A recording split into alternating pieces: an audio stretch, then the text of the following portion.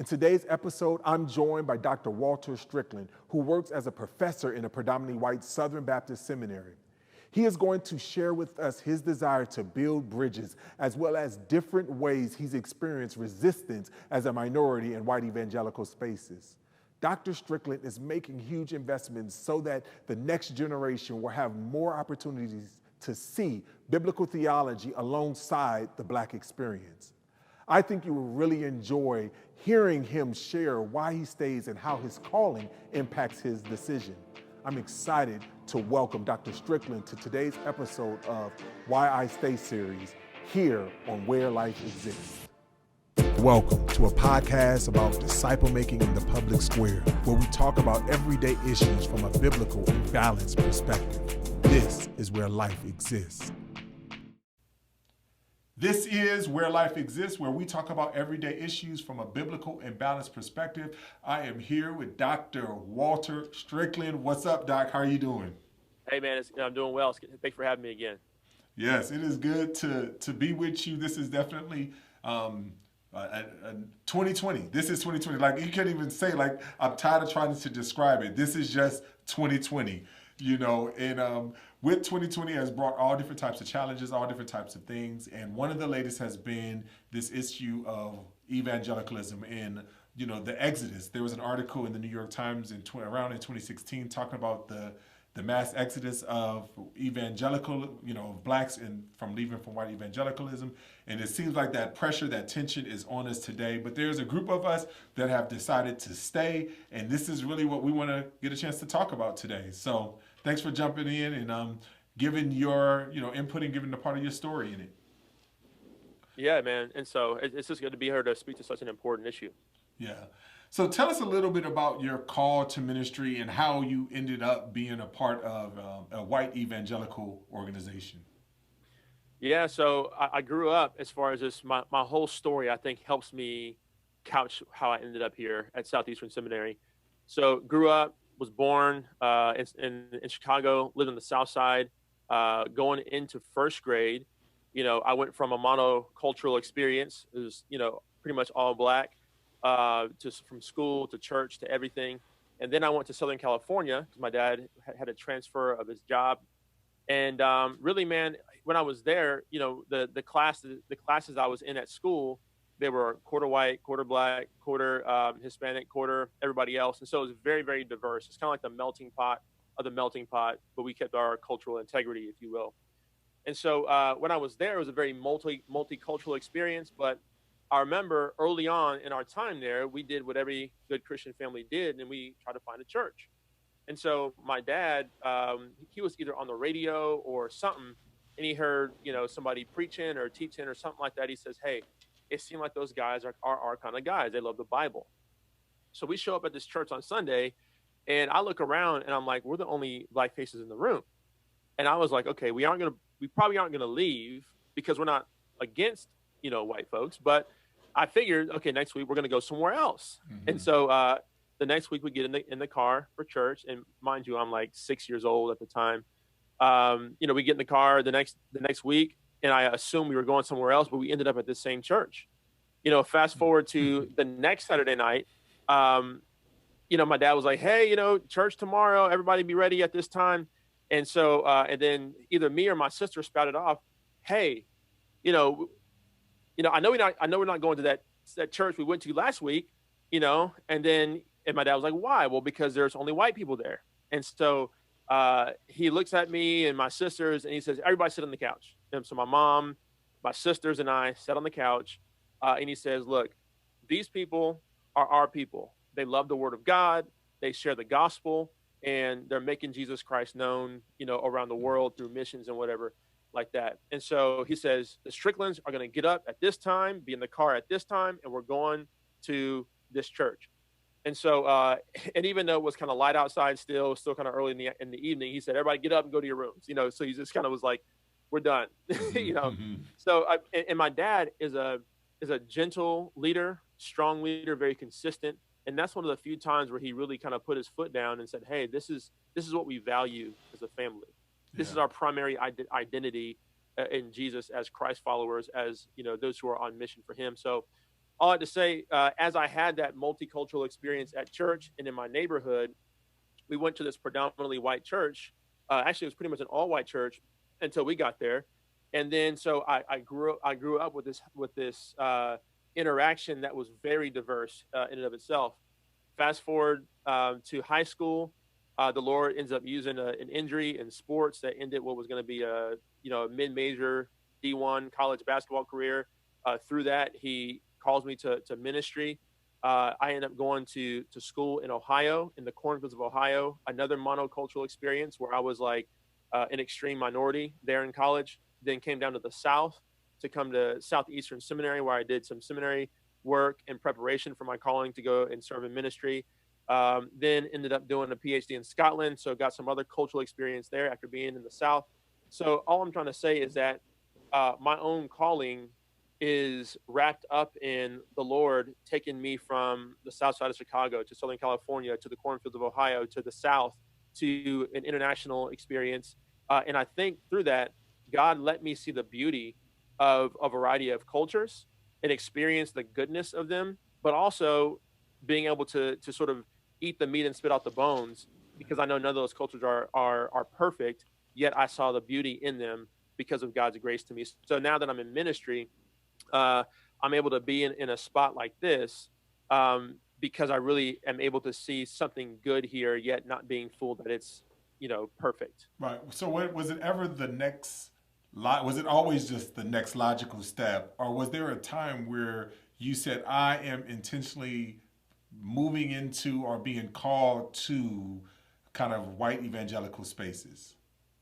Well, it was never something I said, hey, I'm going to do this. But there were several times where, so throughout my journey, it seemed to be, so because I went to the church I went to, I went to my pastors and said, I feel called to ministry. We had a little time of, vetting me, and we basically sat down on Wednesday nights for like 6 or 8 weeks going through a study in the Bible. They said, well, Walter, to the best of our ability, seeing your life, we confirm this. And so that pastor who sat down with me is the one who gave me the list of schools I went to, both for undergrad and then for seminary. I went to his alma mater. And so it was just kind of like the next logical step for me, having been at that church, but I still had those experiences of the South Side of Chicago in tow, as well as my school experience is also. And so several times as I was sort of going through that process, I said, you know what? I really desire to be who God has made me, culturally, historically as a Christian, sort of channeling the best of the African-American Christian sort of tradition. And I said, but I want to be a bridge builder no matter what. So the question I raised a couple of times is like, well, if I'm gonna build a bridge, where do I start from? And my conclusion was I can start building a bridge from either side so long as I'm building.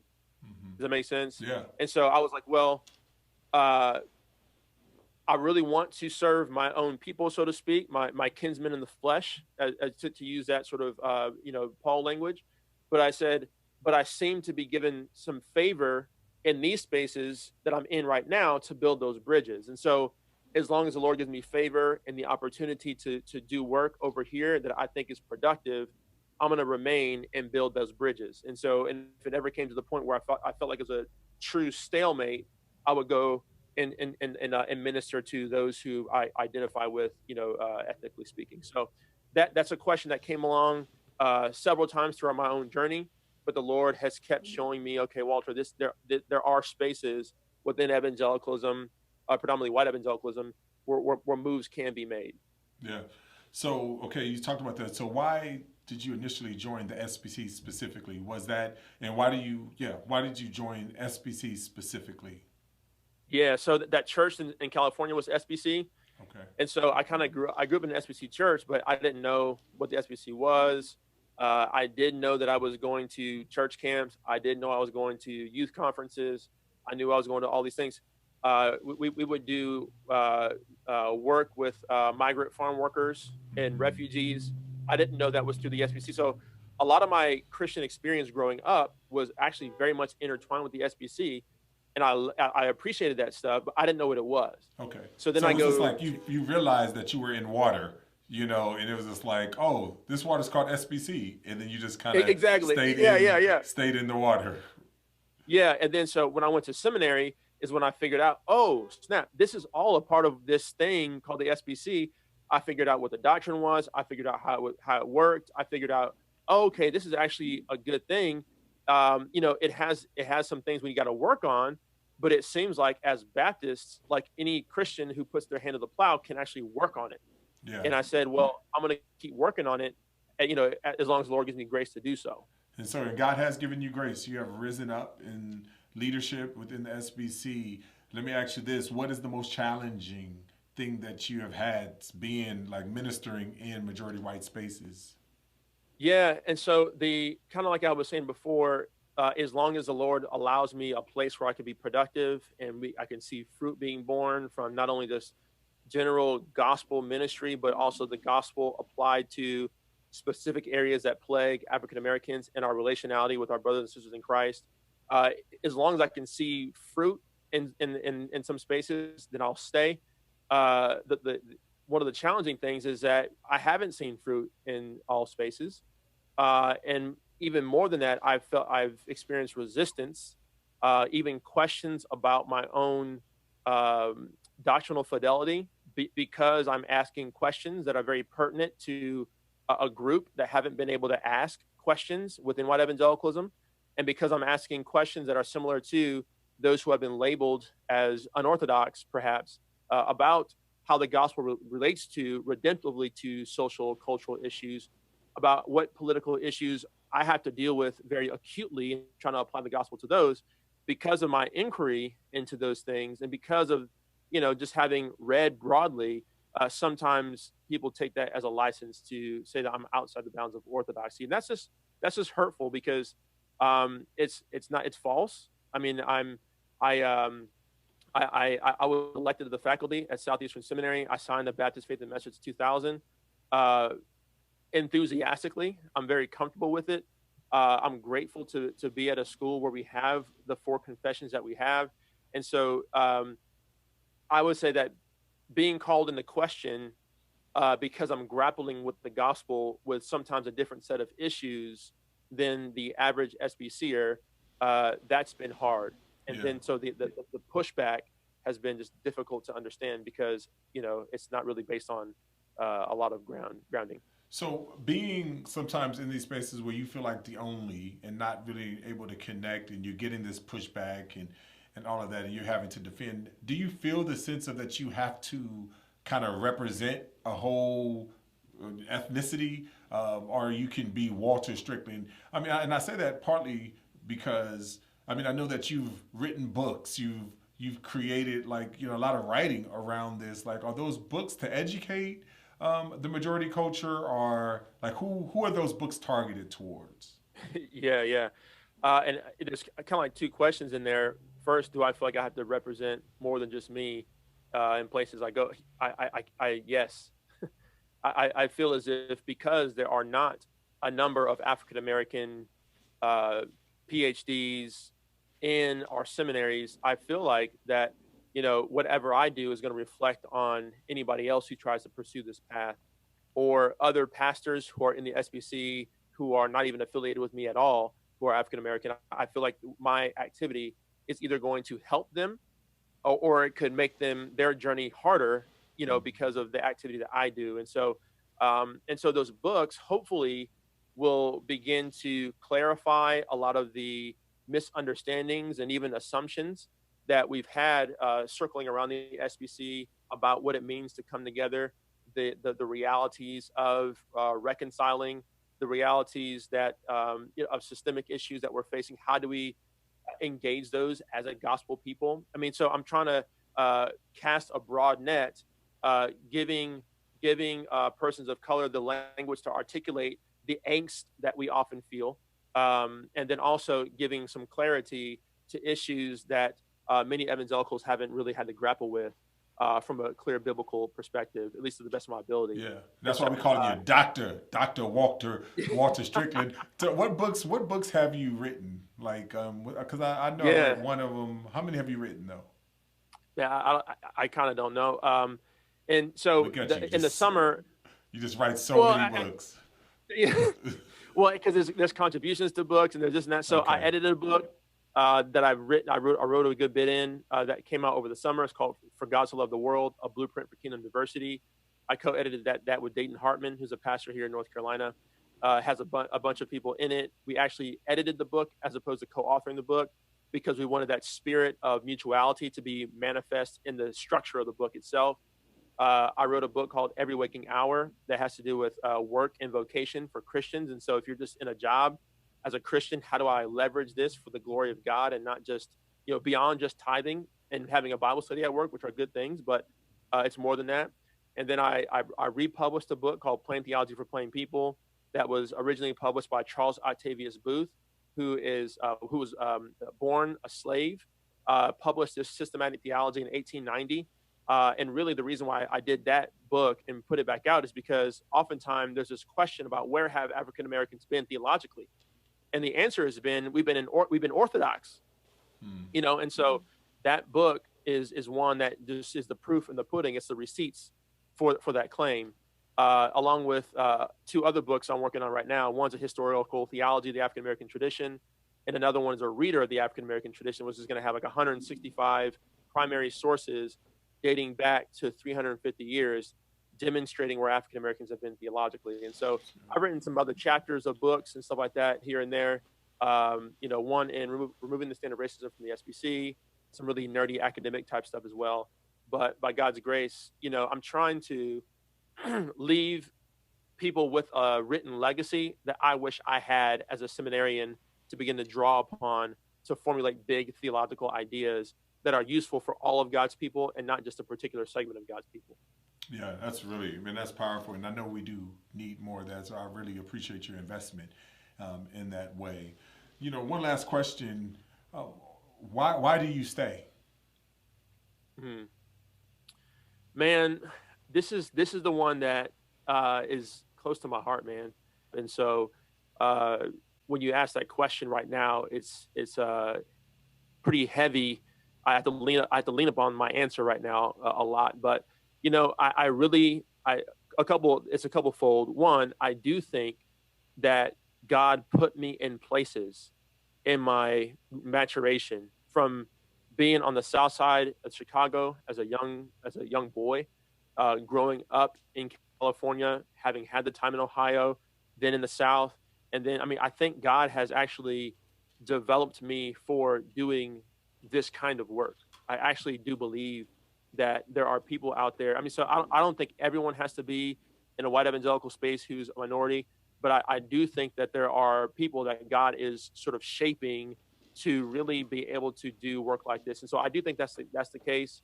I do think the Lord has given me the opportunity to do some work in areas like this. But the reality is that I really see a genuine desire for people to move forward on these issues. I do think that there are people who are crying out for a biblically based voice that they can trust. And we just have to be able to say, hey, this is how this works. And so I've been given the opportunity to let folks know this is how this works biblically, theologically. There are folks who are excited about moving forward and they need direction, biblically oriented direction, and not just pragmatism, and not just getting their answers from other theorists who are out there who are not Christian. We have to have a good biblical theological rationale for this, so that those people exist. And there's also people who, so basically, because those folks exist, because I have seen real progress on these issues, despite some of the frustrations that are there, that's why I stay, man. There's been particular moments throughout recent days and even months that I've had to look back at that and say, look, get away from the noise of social media and be like, look, there's real people around me who have been affected by the fact that the Lord has allowed me to be here. Amen, man. This is so rich, and I really appreciate it and wanted to continue to encourage you in that in the same way. Thank you for encouraging others in the same way and leaving that legacy. Thanks for watching another episode of Where Life Exists. Today's video is part of our Why I Stay series. Can you relate to some of the things that we discussed today? What stood out the most? Is there anything I can clarify for you? We love to hear from you. So leave a comment below to let us know your thoughts and questions on today's topics. And don't forget to like, share, and subscribe to stay up to date with the latest videos and interviews.